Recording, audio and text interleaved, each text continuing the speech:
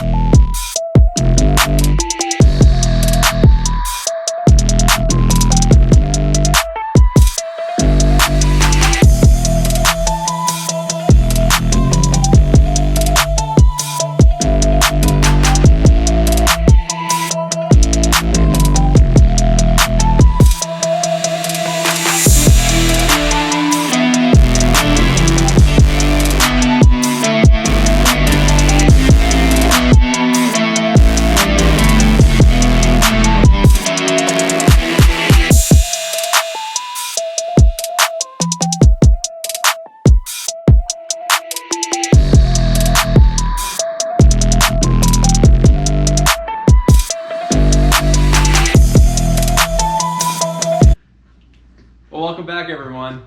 Amanda, that was quite a run. Do you want to tell the viewers what your thoughts were going into this time trial? Like, so before the run, what were your hopes? What were you thinking? My hopes. What were your goals for the run? Right? What were you trying to run? My hopes and dreams for this run was, I had no idea what kind of shape I was in at all, because the last time trial I did was like 2 years ago.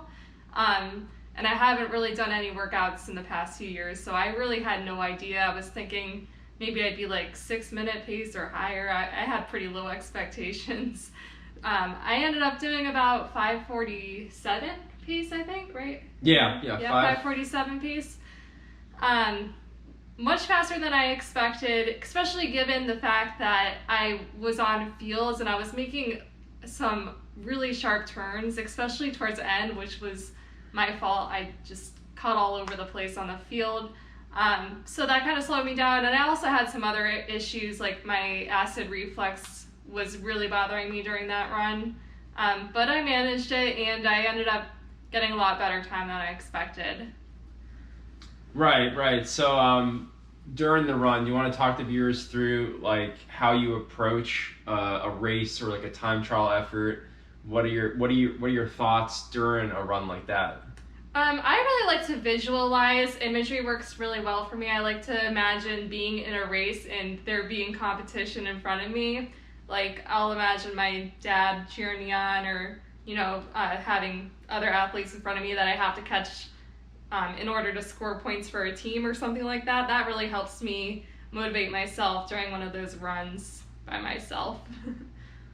Right, and this is a difficult time, obviously, for everyone because, you know, depending on where you are, you might not have racing opportunities. So yeah, a lot of people are doing time trials like you saw Amanda do yesterday, just like on your own. You know, you pick a place and pick a distance, and then you go for it. So Amanda, now that you've run that time trial and you've got a time now for 2 miles for 11:35, or no, 11:34, right? I don't want to sell you short there. 11:34. Anyway, now that First place. first place indeed. Now that you have that time for 2 miles, how is that going to help you moving forward? How is that going to help guide like what type of workouts you do? Just like, what are your thoughts on like how you can use a time trial result like this to your benefit? Yeah, you really use the time trial as a baseline for creating your workout plan. Once you get a feel for how fast you can run a certain distance, usually it's 1 or 2 miles, depending on what your goal distance is. For me, it's a mile time trial at the end, so I decided to do a short 2 mile time trial. So you use that as a base for your workouts so that you don't run your workouts too fast or too slow. What you want to do is gradually get faster. Don't go out too fast and injure yourself. You want to, keep a realistic eye on your workouts, and you kind of just use that as a baseline. Yeah. So running the time trial like that, it helps you, set those workout paces, right? So it's not so much what type of workouts you're going to do. It's what speed are you going to be training at, right? Mm-hmm. What speeds are you going to run at? So for like a tempo pace, or maybe like faster reps on a track, how fast should your 200s be? All those different training paces you can sort of pick based on your fitness, and you don't know your fitness unless you go out there and test yourself, right? And so we did 2 miles. Test yourself before you wreck yourself. Test yourself before you wreck yourself. So you did 2 miles, so it's a distance that's pretty manageable. It's not, not going to beat you up so much. So Amanda, how have you recovered since yesterday? I'm great, actually. I haven't been doing the strength training that I should. Everyone should have like 2 days where they devote to strengthening your full body, like your arms. Your hips are a big one. That's where a lot of runners get injured, is they're weak in the hips.